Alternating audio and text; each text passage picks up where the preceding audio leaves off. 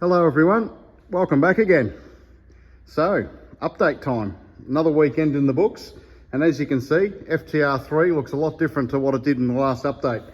It's been a pretty big week, so we've had quite a few hours spent on the cars, both the FTR3 and the Supercheap Auto Falcon. We've been able to get hold of some information throughout the week that'll help us with the restoration. We've also got the engine removed from FTR3, which you can see over there sitting on the stand. And we've also got some bits and pieces and a little bit more progress on the Supercheap Auto 31 Falcon of Steve Ellery's. So, been a pretty jam-packed week, so we'll update you with all the very latest information now. So this weekend just passed was the Adelaide 500 weekend, being the final round of the Supercars Championship. It was also the 25th anniversary of the first running of the Clipsal 500 in Adelaide. In 2001, both FTR3 and the Supercheap Auto Falcon of Steve Ellery's, car 31, were racing in the same race. They had mixed results throughout the day, but car 31 on the Saturday had a great run and also produced this iconic footage racing through the Turn 1 chicane with the late Barry Sheen's commentary, which has been some well replayed footage over the years. Order is Lowndes, Johnson, Ingalls, Seton, Scaife, Tander, Bright, Bow, Ellery, Bargwana. There's very little between that leading queue of cars. We're going to need another safety car period and they'll be bumper to bumper once again. But certainly in terms of race speed, the Gibson Motorsport Falcon driven by Craig Lowndes looking very strong out front. That lead was out to 10 seconds. It's down to about 9.3 now. We're going to monitor the gap between Stephen Johnson in second place and Craig Lowndes in the lead. It's going to stay at about that. I mean, they're just going to nurse it in from there. I was going to say, if there's a safety car, I think poor old Fred Gibson would cry. It'd be so unfair. Oh, Stephen Ellery bags him up coming onto the main straight. Just put the left rear on the high side of the curb and got into the grass a little, and for a minute there it looked like it might have turned him around. No, I haven't touched the curbs, actually. I can't understand why this is... Yeah, it's showing some rub marks under the splitter. Did you touch a curb somewhere? That is unbelievable. It's incredible. That is unbelievable that you can treat a car like that. The floor has broken the Watts linkage. The rear end is kaput. The whole car is kaput. Oh, look! That. What a fantastic picture that is, isn't it? I mean, that is amazing. That would have to be the photograph, motorsport photograph of the year if someone absolutely. captured those two. Late on the Saturday race, Glenn Seton was in a strong position on for a podium in third, defending from Jason Bright, who was trying to take the podium position away. If you have a look in the background throughout the last few laps, Steve Ellery was charging hard in the Supercheap Auto Falcon and was catching the two hand over fist, only to become the cameraman, unfortunately, for FTR3's demise late in the race.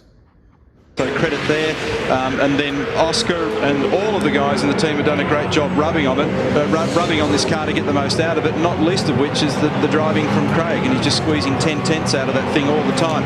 It's a happy mix of people, terrific chemistry straight off the top, so it looks pretty good for later on.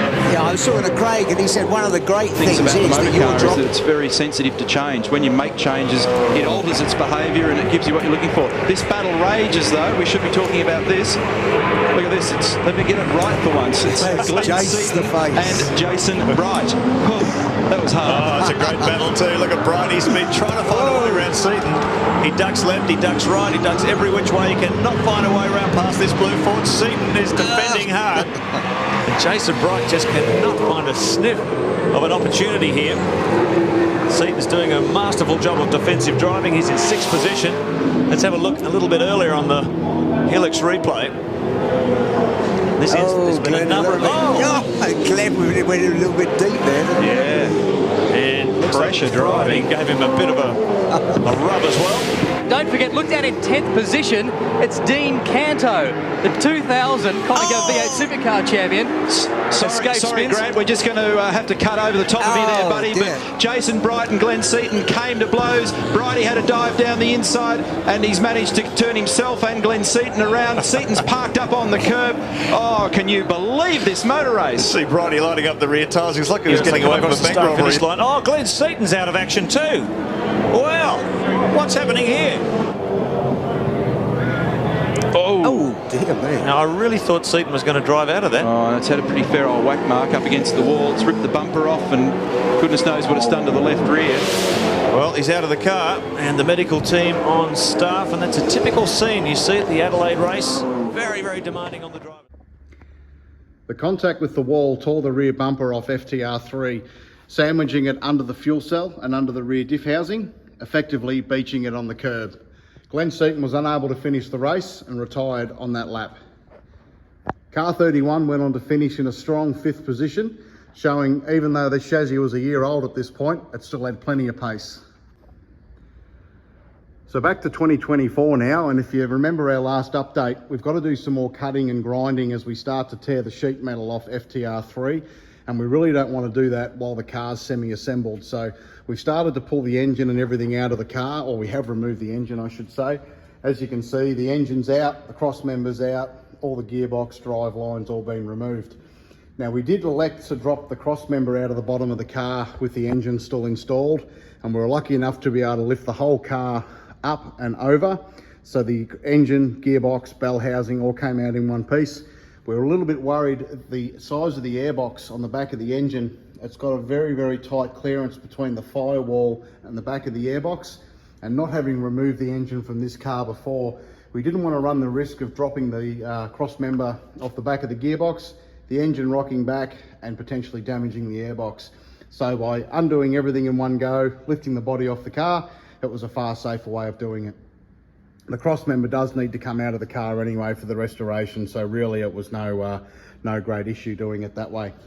So with all that removed, we've been able to have a bit more of a look, I guess, at the engine bay and understand what's going to be involved. There's a lot of work that's got to go on in here. A lot of the bar work at the front all looks to be original, which we'll cover off how we know that shortly. And you can see there's a lot of holes in that all need to be repaired and tidied up in the firewall, just from previous generations of, I guess, electrics and development over the years. With all the engine removed, obviously the exhaust and everything's all come out as well. And you can see here, this is the exhaust system that's off the car. It is a single exit system, so it all exits out the passenger side of the car. The Ellery Falcon is obviously left and right, but Glenn Seton ran this exit purely out the passenger side. So we'll maintain that as the car's restored. And it's astonishing just how light this system is. It weighs absolutely nothing, and it's just a really nice bit of engineering. So this will all be polished up and restored, and it'll go straight back in the car as it was. Bell housing, again, totally different system. The Ellery Falcon has an oil tank built into the bell housing. The oil tank in this car is in the boot for the engine, so it's purely just a bell housing. You've got your slave cylinder and everything all built into it. And you'll see here, if I can get the camera to focus, there's a nice little fitting there, just a quick release coupling on the hydraulic system to operate the slave cylinder. And there's also a remote bleeder which mounts up under the firewall of the car, so you can bleed the fluid in a hurry if you need to. So this is where we start to get to all the fun stuff. So all the bits and pieces you can't see from, watching years and years of Supercars footage. So as you can see here, that's the clutch out of the car. It's an AP Racing clutch. Really, really nice bit of kit. I'd hate to think what this cost back in the day, but it would not have been cheap. Obviously you can service them over the years, so it's not something you're replacing every 5 minutes. There is still a little bit of rust, which we found on a lot of the suspension components and bits and pieces on the bare metal surfaces. So we've got to get this stripped and all cleaned up. It's purely just because the car was sitting around for so long. So we'll get all that shimmed, cleaned up, and that'll go back in the car when the time comes. That's the flywheel. As you can see, beautiful piece. All the teeth are in really good condition. So we'll get all that checked, crack tested, and if it's all okay, it'll go back in the car. Again, for a flywheel, it weighs absolutely nothing, which is really cool. Starter motor, there's date codes on this dating back to February 02. It's got GSR markings on it, but if you have a look, it's actually got FTR markings on it as well, or FPR I should say, sorry. So a lot of it goes to show this starter motor's been through the GSR days, the FTR days with Tickford, and then on to FPR. So it's been around for a long time, so we'll get that serviced up and make sure that it goes back on the car, because it tells a lot just purely from one starter motor. So as you can see, we've got the engine out of the car. It's on the Tool Pro engine stand. Really nice bit of kit, and it's really good to see it outside of the engine bay just to fully understand the amount of work that goes into building one of these engines. Now we've got to tear this all apart and have a bit of a look at it and see what we're dealing with. We've had a lot of questions on the engine, guys asking, is it a genuine GSR engine or tick food, or what's the story with it? In reality, we don't know. We've got to pull it apart and have a bit of a look just to fully understand, but it's certainly not an early generation AU spec FTR engine. And the reason I say that is if you have a look under here, there's FPR markings on the cylinder heads. So it's obviously dated back when it was David Bernard racing it, or late Glenn Seton in the AU era. So we've got to, I guess, get the engine apart and have a bit of a look. We don't know whether we'll do a full freshen up yet. We'll do it like we did with the Ellery Falcon. We'll do some tests on it. We'll have a bit of a look and see what we're dealing with, and then we'll make the decision accordingly. But we're very much looking forward to getting into this and really understanding the history of the engine and what it needs to get it back up to standard.